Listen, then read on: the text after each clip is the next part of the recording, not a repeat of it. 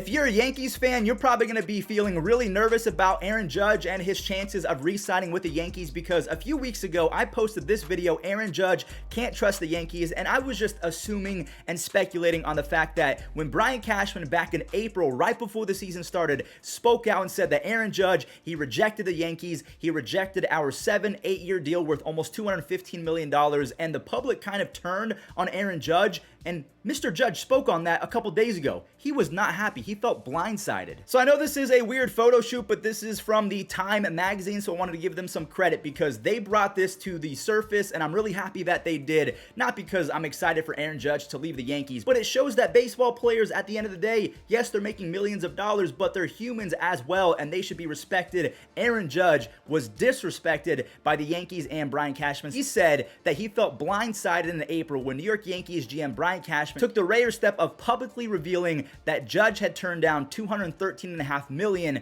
to stay in the Bronx for the next 7 years. We kind of said, so this is going back to Aaron Judge, this is a direct quote, we kind of said, hey, let's keep this between us. I was a little upset that the numbers came out. I understand it's a negotiation tactic. Put pressure on me. Turn the fans against me. Turn the media on me. That part of it I didn't like.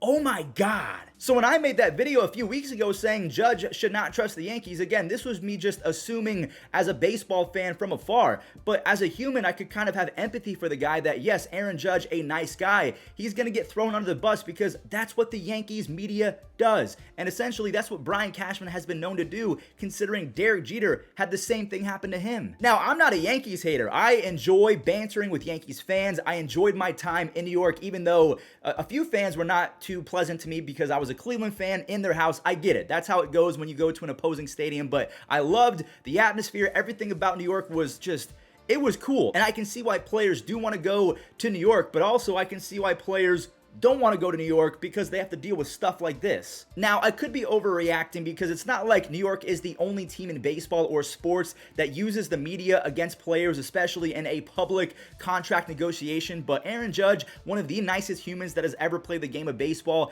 that's probably the one guy you shouldn't throw under the bus, and Brian Cashman, he did it with ease. There was no remorse. There were no emotions behind those eyes. He is a shrewd operator, and sometimes, yeah, players, aka human beings, they're not going to like that. And we can see that Aaron Judge is finally standing up for himself, saying that he didn't like that. And you know what, Aaron? Good for you, bro. Now, one other thing I do want to note, just to stir the pot even more, there was another line in this article that I thought was important. In fact, his wife, high school sweetheart Samantha, I don't know how to say that last name, reminded him of a prediction he made in 2010, his senior year in high school. This is Aaron Judge. This was his prediction. I said, in 10 years, I'll be married to Sam. So he had that prediction come to reality and playing for the San Francisco Giants. I was like, that better not get out. So he married Sam, and then the second part to that prediction, he was going to be playing for his hometown San Francisco Giants. And with everything that we just heard about him feeling slighted by Brian Cashman, I feel like the Giants have the upper hand. Now, don't go anywhere. We do have to talk about the Padres and Trea Turner, the fact that they gave him more money than the Phillies. But again, I just want you guys to let me know if you're a Yankees fan after hearing those strong words and comments from Aaron Judge. Are you confident in re-signing him,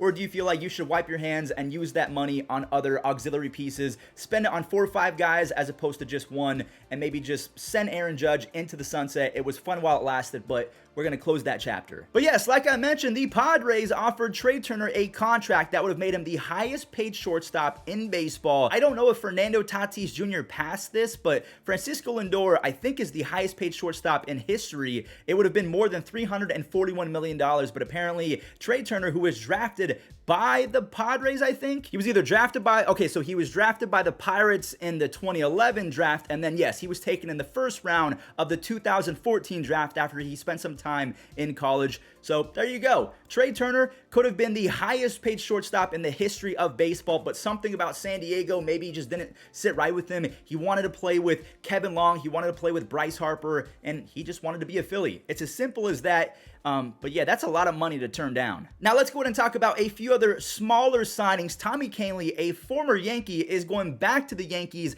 on a 2-year deal. This is really cool. I like Tommy Kahnle. I've popped into a few of his Twitch streams. I believe that he does Twitch and all that different stuff. In 2022, he had a sub-3 ERA. He had a single save and 14 strikeouts in 12 innings. But we can see that back in the day when he was with the Yankees, he was a strikeout artist. He wasn't the best in 2018, his first year. His second season, he had a 3.5 ERA and a 13 strikeouts per 9. So Tommy Kahnle, he can shred it when he's healthy, and he was healthy last year. I'm hoping that he has a bounce back, fully healthy season. Tommy Kahnle, he can come in handy for that back end of the Yankees bullpen, who was decimated towards the end of the season. So hopefully Michael King comes back healthy. Johnny Lasagna. They have a few other guys that are pretty good. I can't remember his name, but there was a white dude that came up from the minors, and he was nasty, but he got lit up at the same time. What was that dude's name? Oh yeah, Greg Weissert. There he is. There's the mustache man I was talking about, because you guys probably thinking I was talking about Matt Carpenter or something. Now, one more player I do want to talk about. Carlos Estévez is going to the Angels. The Angels continue to have a really, really good offseason, at least in my opinion. So last year, he was all right. He had a 3.5 ERA. He had 54 strikeouts in 57 innings. So that means his FIP is not going to be the best. And for his career, he has a 4.6 ERA and a 4.21 FIP. So he is not the best, but he can throw a ton of innings out the pen. We can see that in 2019, he threw 72 innings with a 3.75 ERA in Colorado. That is not easy to do. So the Angels, they just continue to add pieces after pieces, and good for them. I like that. I'm not going to go ahead and say anything positive about the Angels more than that, because every time I do, we jinx them. But that does it for today's recap. Let me know your thoughts of Aaron Judge, Trea Turner, everything that we talked about. Make sure you guys subscribe, because we do this every single day, and stay safe. Extended conversation over the last 3 weeks or so, unsuccessful in concluding a multi-year pact. Be obviously entering, those efforts in a new arena, which would be at the end of the season, when free agency starts, and maybe that'll determine what the, obviously his real market value would be, because we certainly couldn't agree at this stage on a contract extension. Just for transparency purposes, our final effort was trying to buy out 7 years of free agency at $30.5 million a year. Total would be 8-year deal, 7 free agent years at $30.5. Every year, every winter, the available free agent and trade markets are always different, different strengths, different weaknesses, and that we don't want to look at any plan Bs or Cs or Ds or Es, whatever you want to call it. Our hopes and goals are obviously retain our player, and hopefully we can continue to call him our player.